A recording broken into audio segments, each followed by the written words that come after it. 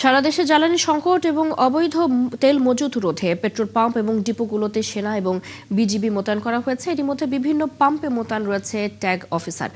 ঢাকার ধামরাই থেকে বিস্তারিত জানাতে যুক্ত হচ্ছেন সহকর্মী মোহাম্মদ রাসেল হোসেন।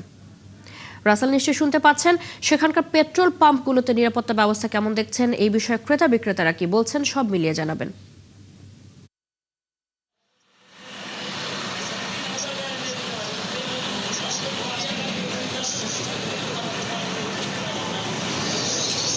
ধন্যবাদ। আপনি যেমনটি বলছেন যে সারা বাংলাদেশে যে ট্যাগ অফিসার নিয়োগ হয়েছে ধামরাই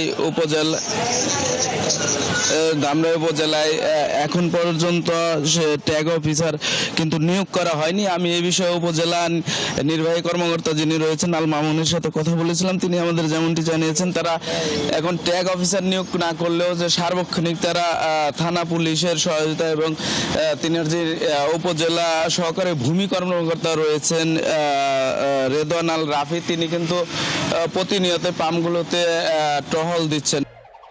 আগের মতোই clean. Berger easy clean fresh, দেয়ালে দাগ থাকবে না, রাখবে সুরভিত।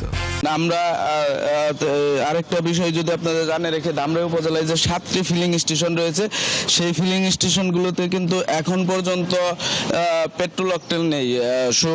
শুক্রবার তারা যে অকটেন সরবরাহ পেয়েছিলেন 2টি পাম্পে, জাহানারা ফিলিং স্টেশন আর আমি বর্তমান যে পাম্পটিতে রয়েছে বুরাক ফিলিং স্টেশন, এই পাম্পটিতে কিন্তু তারা সরকার রেশনিং পদ্ধতিতেই তেল সরবরাহ করেছেন।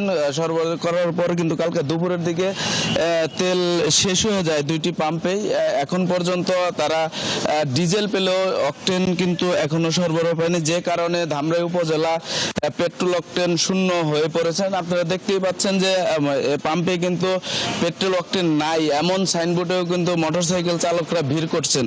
আমি পাম্প কর্তৃপক্ষের সাথে কথা বলেছিলাম, তারা যেমনটি বলছেন যে তারা যে পরিমাণ তেল সরবরাহ পেয়েছেন, মোটরসাইকেলের চাপ বেশি থাকায় কিন্তু যে তেল তাদের 2 দিন যাওয়ার কথা ছিল, সেই তেল কিন্তু 3 ঘন্টার মধ্যেই তাদের তেল শেষ হয়ে যায়।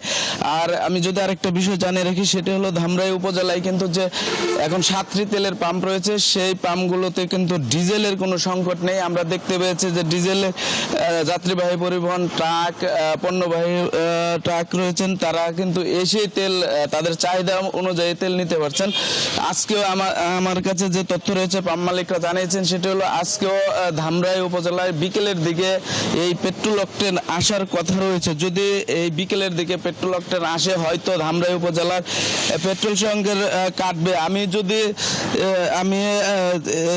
পেট্রোল সংকট কাটবে। আর আমি আরেকটা বিষয় জানিয়ে রাখি যে পাম্প মালিকরা অভিযোগ করেছেন যে মোটরসাইকেল চালক রয়েছেন, তারা কিন্তু একাধিকবার তেল নিয়ে